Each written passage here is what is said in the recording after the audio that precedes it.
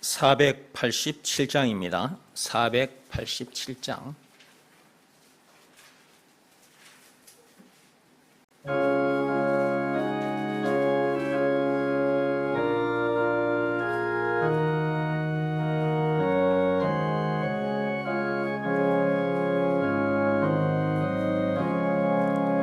어두운 후에 빛이 오며 바람 분 후에 잔잔하고 소나기 후에 햇빛 나며 수고한 후에 쉼이 있네.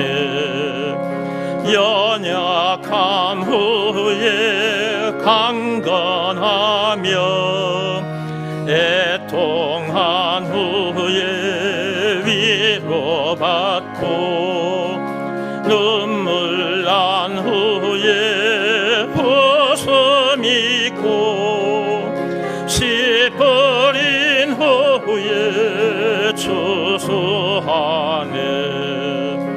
괴로운 후에 평안 있고 슬퍼한 후에 기쁨 있고 멀어진 후에 가까우며 고독함 후에 친구 있네.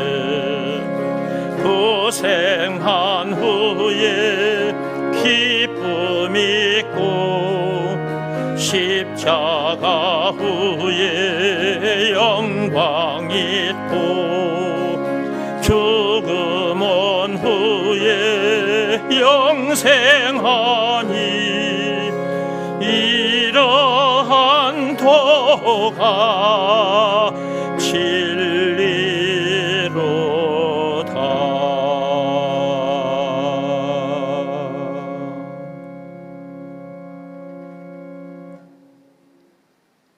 어두움 후에 빛이 오며 바람 분 후에 잔잔하고 소나기 후에 햇빛 나며 그랬어요. 어제 비가 억수로 쏟아졌는데 지금 비가 계속 오고 있습니까? 지금 비가 그쳤습니다. 소나기 온 후에 폭우가 쏟아진 후에 지금은 잔잔하죠. 이렇게 비가 올 때도 있지만 비가 그칠 때도 있다. 어두울 때도 있지만 지금처럼 이렇게 환할 때도 있다. 우리 인생도 그렇다는 거예요. 우리 인생도 살다 보면 힘들 때도 있어요. 그러나 기쁠 때도 있죠. 그런데 계속 항상 기뻐하며 사는 방법이 있습니다. 예수가 그리스도라는 것을 믿으라는 말씀에 순종하면 항상 기뻐하며 살게 됩니다. 이건 제가 여러분에게 하는 말이 아니고 하나님의 말씀이에요. 데살로니가 전서 5장 한번 열어보십시오. 거기 있습니다.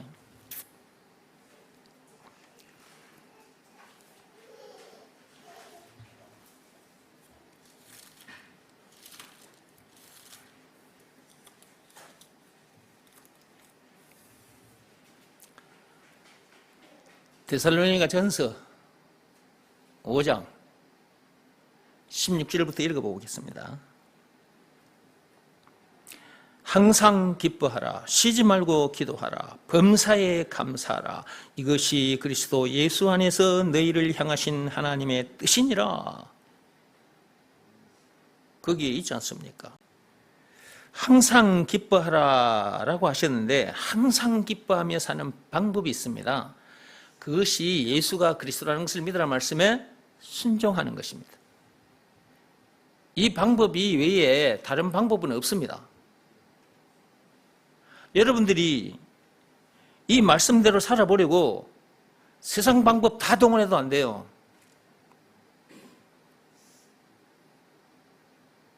율법을 지키면 이렇게 될까? 율법을 지키면 항상 기뻐할 수 있을까? 안 돼요. 왜냐하면 율법대로 살고 싶으나 사라지지 않거든. 사람 속에 죄가 거하고 있기 때문에 안 돼요.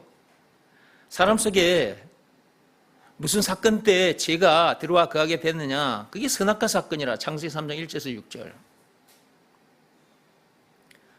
그때 아담뿐만 아니라 아담 안에서 태어난 모든 사람들 속에 죄가 거하게 된 것이거든요. 그래서 아무리 율법대로 살고 싶으나 사라지지 않습니다. 그 말씀은 로마서 7장 17절, 20절에 있습니다. 그러니까 율법을 지키면 그렇게 된다 라고 생각하고 그 법을 지켜보려고 애쓰는 사람들이 있는데, 그런 생각을 가지고 있다면 그 생각을 내려놔야 됩니다. 그 생각은 그냥 내려놔지는 것은 아닙니다. 와서 말씀을 들어야 돼요. 그냥 내려놔라 그런다고 내려놔지는 것이 아닙니다. 와서 복음을 들어야 합니다. 복음을. 법으로 말하자면 믿음의 법을 들어야 돼요. 믿음의 법 내용이 뭐냐? 예수가 그리스도라는 것을 믿으라는 말씀에 순종하면 항상 기뻐하며 살게 된다라는 내용이 담긴 법이 믿음의 법이거든요. 그러면 예수가 그리스도라는 것을 믿으라는 말씀에 순종하면 된다고 했는데, 예수가 그리스도란 말이 무슨 말이냐, 이걸 알아야 되잖아요. 그러니까 와서 말씀을 드려야 된다고요. 예수가 그리스도란 말은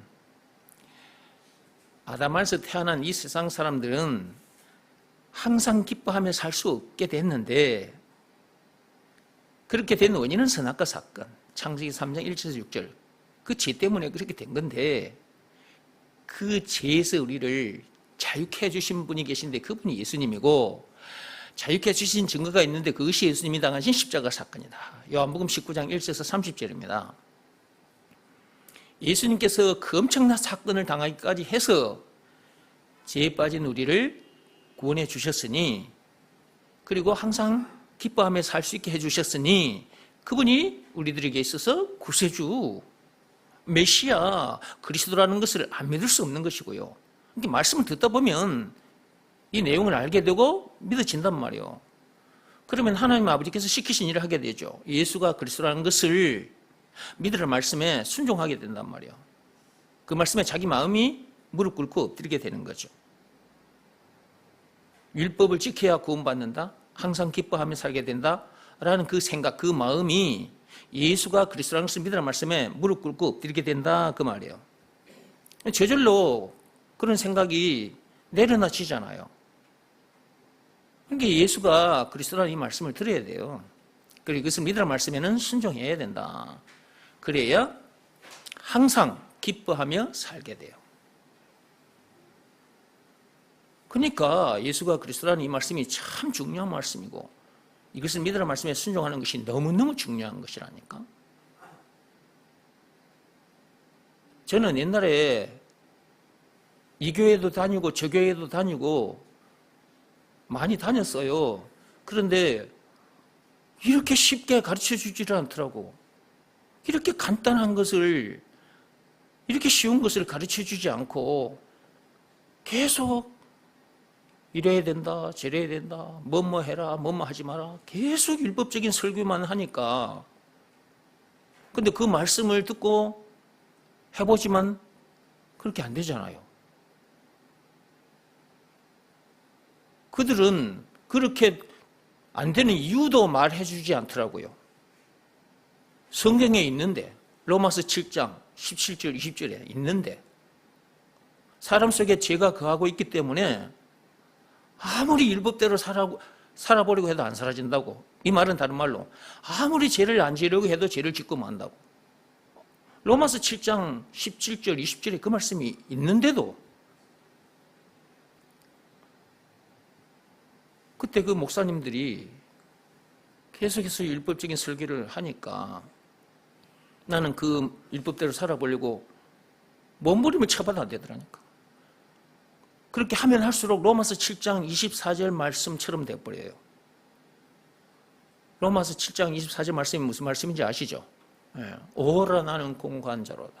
이렇게 미치고 한장하다가 죽을 수밖에 없는 나를 누가 건져내 줄 수 있단 말인가? 이런 탄식이 계속해서 올라오더라고요. 그러던 중에 하나님께서 저를 성경 속으로 데리고 들어오시더니 이런 내용을 다 가르쳐 주시고 예수가 그리스도라는 것을 믿으라는 말씀에 순종하면 된다. 그래서 그 말씀에 순종했어요. 그 말씀 앞에 내 마음이 무릎 꿇고 엎드렸더니 그때 제가 죄에서 자유케 된 거예요. 죄와 마귀와 죽음 문제를 비롯한 인생의 모든 문제에서 자유케 된 거라고, 이기게 된 거라고. 요한일서 5장 4, 5절 말씀처럼 되어버린 거예요. 찬송가 357장 노래말처럼 되어버린 거예요. 영생도 얻게 됐고요. 영생은 물론 천국을 비롯한 하나님의 모든 부활을 소유한 천국 백성으로서 그 어디서나 하늘나라를 누리게 됐어요. 그러니까 더 이상 문제될 것도 없고 더 이상 부족함이 없는 사람이 되어버린 거죠. 그래서 나같이 행복한 사람은 없노라고 세상 사람들 앞에서 자랑을 하고 그렇게 해주신 분이 예수님이라고 예수님 자랑을 하고 믿음의 법을 가르치고 있는 거죠. 예수가 그리스도라는 것을 가르치고 있다 이 말이에요.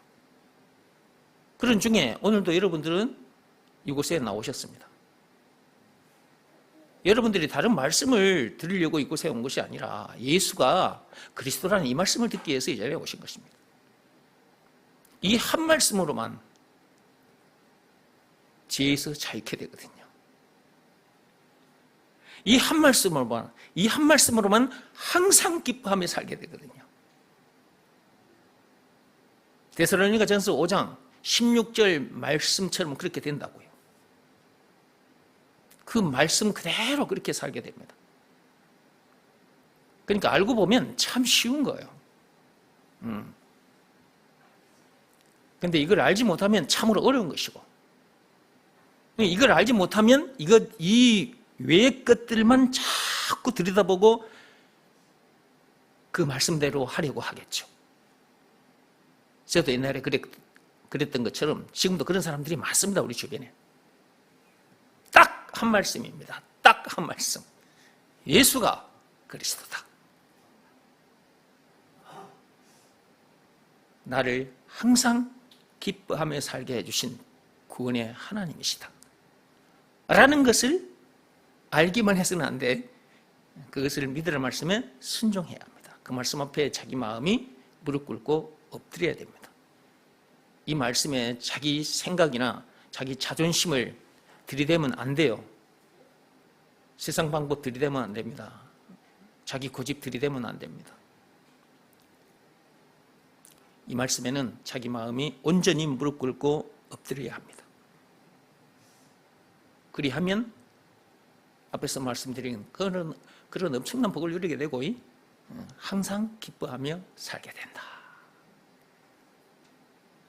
이것이 누구의 뜻이냐? 하나님 아버지의 뜻이요. 거기 보십시오. 18절 봅시다. 범사에 감사하라 그 뒤에 보면 이것이 그리스도 예수 안에서 너희를 향하신 하나님의 뜻이니라. 이런 사람이 돼서 이렇게 사는 것이 하나님 아버지의 뜻인 거예요. 누구 안에서? 그리스도이신 예수 안에서. 하나님의 뜻이 나에게 이루어진 거지. 여러분들에게도 이루어진 것이고. 그래서 여러분들도 항상 기뻐하며 살고 계시잖아요. 얼마나 좋아? 이렇게 해주신 분이 누구라고? 예수님이라. 증거. 예수님이 당하신 십자가 사건.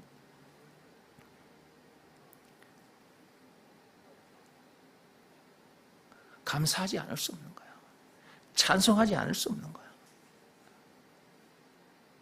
주 예수보다 귀한 것은 없다고 노래할 수밖에 없는 거야. 찬송가 94장 찬송하겠습니다.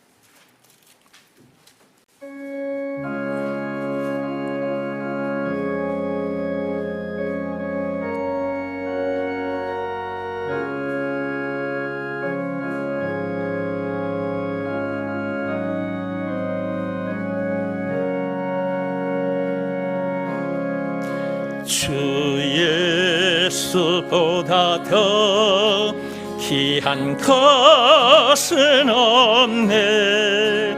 이 세상 부귀와 바꿀 수 없네. 영축은 내 대신 돌아가신 그 놀라운 사랑 잊지 못해. 세상 즐거움 다 버리고 세상 자랑 다 버렸네. 주 예수보다 더 귀한 것은 없네. 예수 밖에는 없네.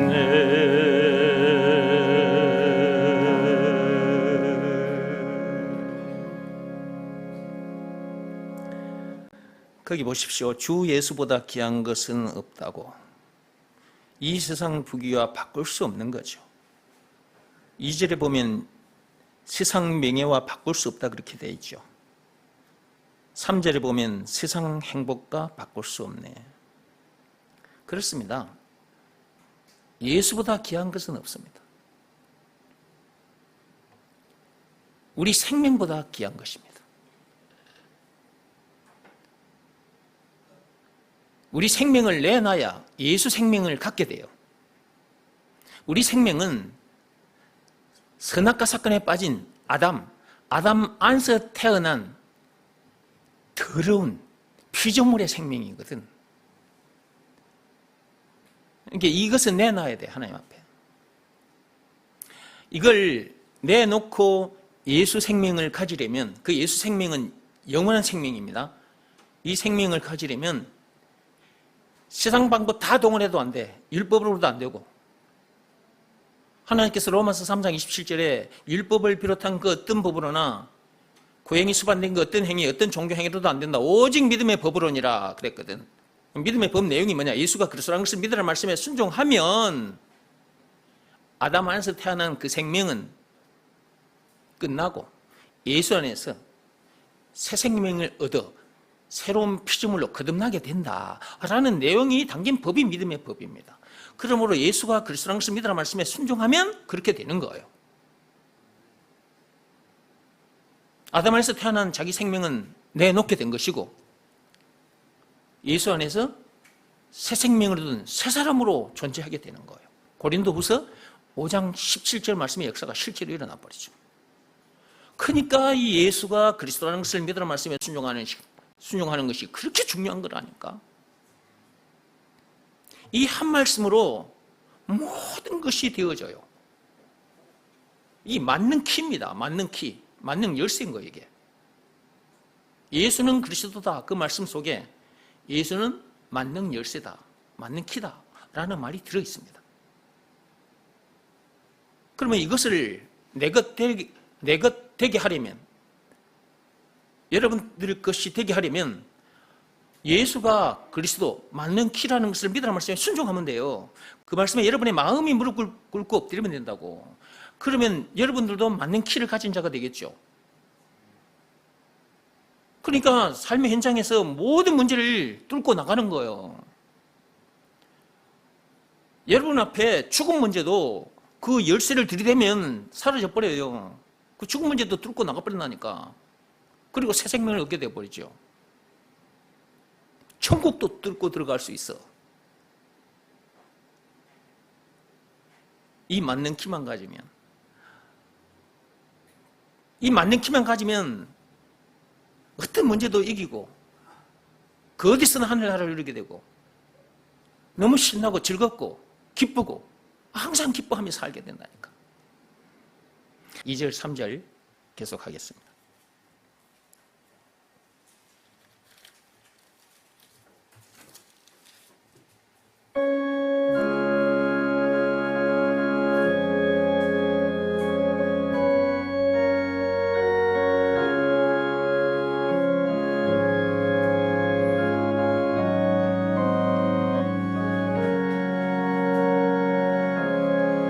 주 예수보다 더 귀한 것은 없네. 이 세상 명예와 바꿀 수 없네. 이전에 즐기던 세상 일도 주 사랑하는 마음 뺏지 못해. 세상 즐거움 다 버리고 세상 자랑 다 버렸네. 주 예수보다 더 귀한 것은 없네. 예수 밖에는 없네. 주 예수보다 더 귀한 것은 없네. 이 세상 행복과 바꿀 수 없네. 유혹과 핍박이 몰려와도 주 섬기는 내 맘 변치 않아. 주 섬기는 내 맘 변치 않아, 그렇게 돼 있죠. 이 말이 무슨 말이냐 하면 예수가 그리스도라는 것을 믿는 믿음, 그것이 변치 않는 것을 말하는 거예요. 이걸 좀 다르게 표현하면 예수가 그리스도라는 것을 믿으라는 말씀에 늘 순종하는 것을 말합니다. 그것이 변치 않은 거예요. 그러니까 늘 순종하시라고요. 그것이 늘 변치 않는 거예요. 3절.